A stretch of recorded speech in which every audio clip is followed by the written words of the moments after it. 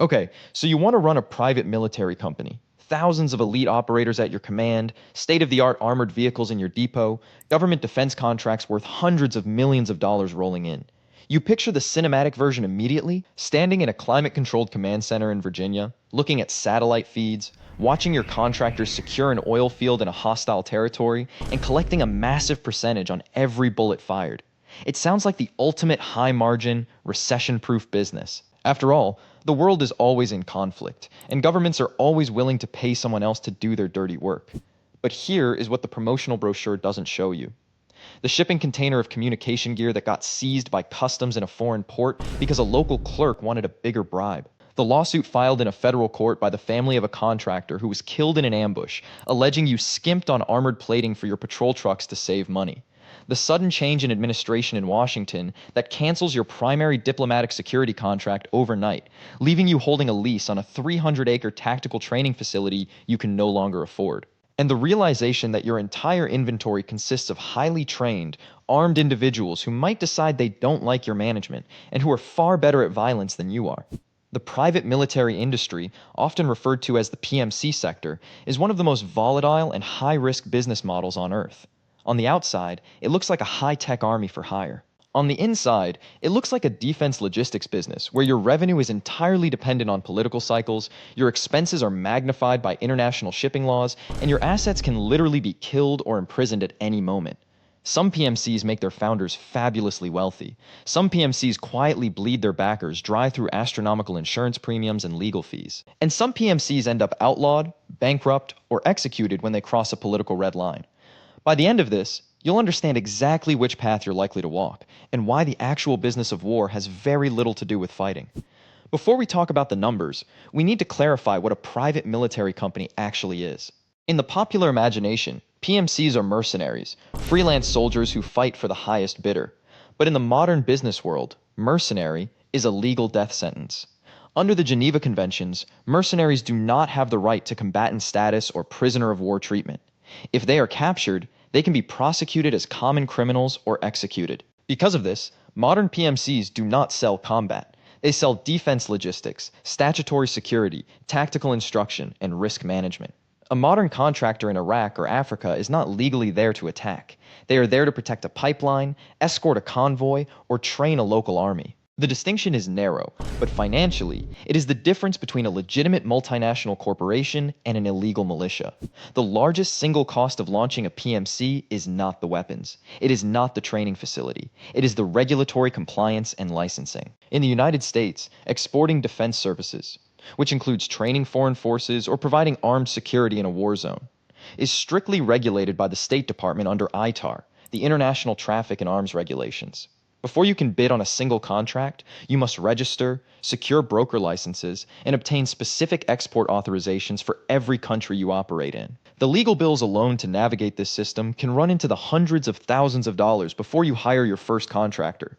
In the UK and Europe, the rules are similarly dense. If you bypass these regulations to chase a quick contract, you are not a businessman. You are an international arms trafficker, and the federal government has very comfortable prison cells reserved for people who make that mistake. Once you have the licenses, you need the infrastructure.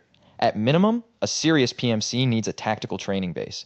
Contractors do not arrive ready to coordinate team movements or handle specialized communications gear. You must train them. A basic training center requires acreage, shooting ranges, mock urban environments for close quarters battle drills, and classroom facilities. Building or leasing this infrastructure costs between $1 and $3 million. Then comes the hardware. A standard civilian pickup truck is useless in a conflict zone. You need armored vehicles. A refurbished armored SUV or a mine-resistant patrol vehicle costs between $150,000 and $300,000. You need body armor, night vision optics, tactical radios, and medical kits. While weapons themselves are relatively cheap, shipping them legally across international borders requires specialized freight forwarders who charge premium rates. Budget a minimum of $1 to $2 million in hardware CAPEX before you can deploy a single team. Now, you have to recruit the operators. And this introduces the second massive barrier to entry, the labor market. PMCs do not hire raw recruits. They hire former special forces, operators, elite infantrymen, and specialized intelligence veterans. These are highly skilled professionals who understand their value. In today's market, an experienced contractor operating in a high-threat environment expects a daily rate of $500 to $1,200, depending on their specialty. If you deploy a team of 50 operators, your labor bill is $25,000 to $60,000 per day. And unlike civilian employees, you cannot simply pay them a wage. You must insure them. A standard workers' compensation policy does not cover getting shot in Somalia. You must buy specialized Defense Base Act insurance, which is legally mandated for U.S. government contractors. DBA insurance premiums can cost up to 10% to 15% of your total payroll. If your payroll is $5 million, you are paying $500,000 to Lloyd's of London or another specialist insurer before a single boots-on-the-ground day begins. The revenue model of a PMC is built on the spread. You hire an operator for $700 a day, you build a contract where you bill the client $1,500 a day for that operator's services, and you pocket the $800 difference. Multiplied across hundreds of contractors, the gross margins look spectacular on paper. A U.S. Department of State contract for diplomatic security in Iraq during the peak of the Reconstruction era could easily run $50 million annually for a single region. The prime contractor would bill the government for everything: the vehicles, the housing, the food, the fuel, and the operators. On a $50 million contract, a well-run PMC could pull a net margin of 15% to 20%, generating $10 million in pure profit per year. But this margin is highly leveraged against operational variables.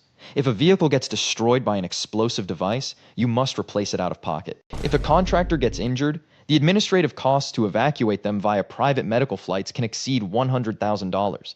If your team is delayed by local bureaucratic blockades, you are still paying daily wages while the client refuses to pay your invoices. In the PMC business, a single bad afternoon can wipe out 6 months of profit for the entire company. The true masters of PMC profitability do not rely on standard security details. They look for resource concessions. This is the dark financial heart of the industry, pioneered in the 1990s by Executive Outcomes, a private military company founded by former South African Special Forces officers. When the government of Angola was fighting a brutal rebel movement and ran out of cash, Executive Outcomes did not ask for bank wires. They asked for oil concessions. They deployed their private army, secured the oil fields from the rebels, and took their payment in the form of direct stakes in the oil production. They did the same in Sierra Leone, securing the diamond mines in exchange for diamond mining rights. This model has been cloned and modernized by the Russian Wagner group in Africa.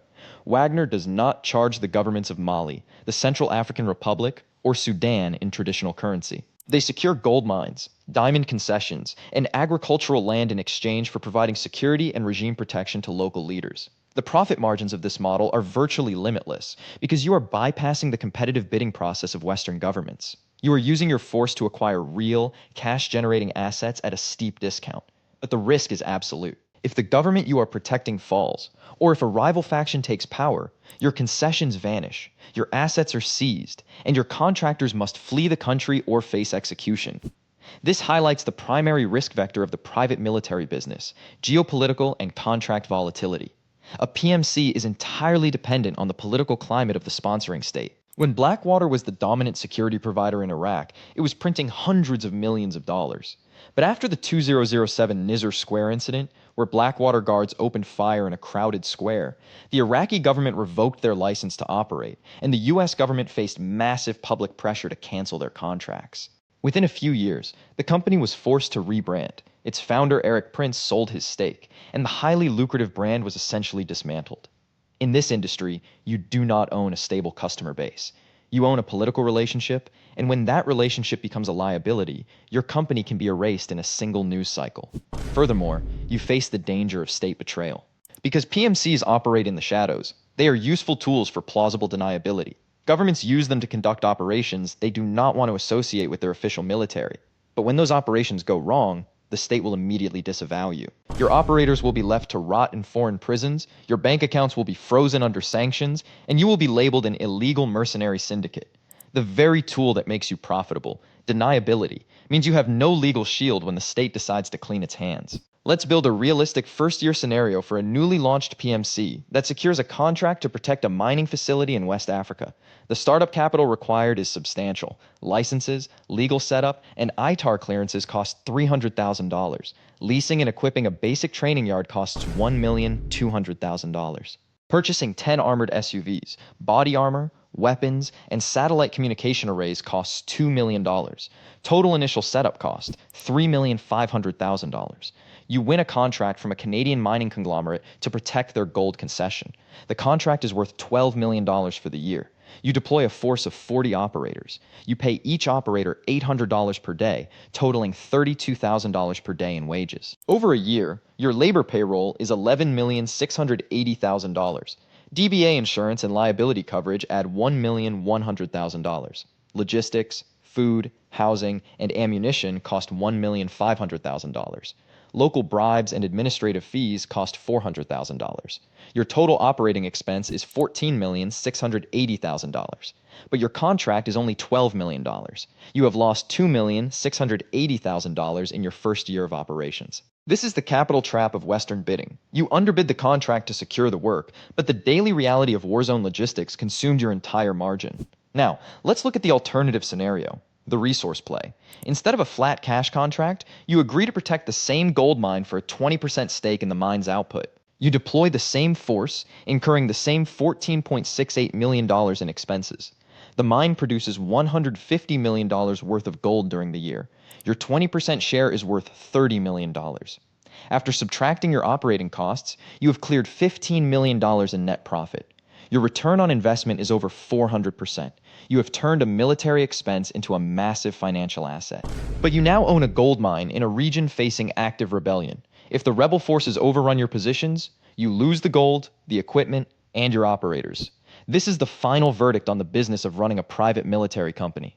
The cash-on-cash returns from providing standard, fee-for-service security are marginal, highly competitive, and legally exhausting. The real wealth in this industry is built by stepping out of the corporate box and into the high-risk, high-reward space of resource concessions and geopolitical leverage. The people who survive long-term are not the ones who love the battlefield. They are the ones who manage regulatory risk, diversify their political alliances, and understand that in the business of war, the most powerful weapon is not the rifle. It is the contract. The romance of the elite operator is a myth sold to the public. The reality of the PMC is a complex, high-stakes game of corporate finance played in the most dangerous corners of the world. The people who win are the ones who treat the conflict as a spreadsheet, and the soldiers as the cost of doing business.